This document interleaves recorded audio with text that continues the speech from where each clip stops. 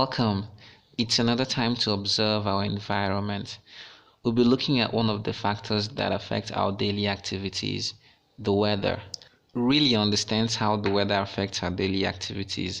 So she takes record of the weather from day to day and from season to season. She writes the temperature and the weather symbols on her calendar every day. One day, she got outside to feel the temperature of the air. Then she looks at the thermometer. It says 80 degrees. Really writes the temperature on her calendar.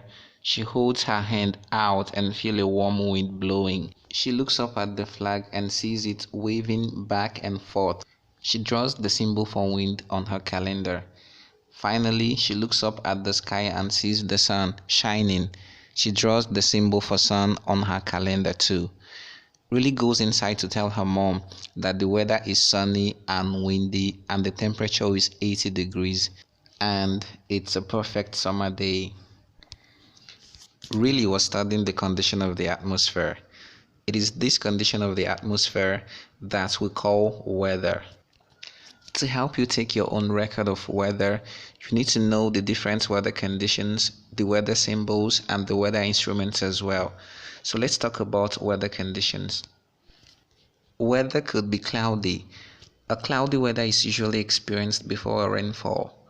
During cloudy weather, the cloud shields the sun and reduces the brightness of the day. Another kind of weather is the sunny weather. It is simply when there is sunlight during the day. We also have the windy weather, that is the presence of wind in the atmosphere. There is also the snowy weather. This is the kind of weather we experience during the winter as snow falls. Another kind of weather is the rainy weather. That is when rain falls. So if you want to take record of these different weather conditions, you need to know the symbols for each of them. This one is for cloudy weather, and this symbol for sunny weather, while this is for windy weather, and this one is for snowy weather. This is the symbol for rainy weather, and this is the symbol for stormy weather. Now, let's talk about the instruments for measuring weather. We can actually see what the weather looks like with our eyes or feel the presence of wind in the environment, but we still need some instruments to take proper record of weather. For example, we need a thermometer to know the degree of hotness or coldness of the atmosphere, as we cannot know the exact degree by looking at the environment with our eyes or feeling the air with our hands. So we need a thermometer to measure the temperature of the atmosphere. Apart from the thermometer, another weather instrument is the wind vane.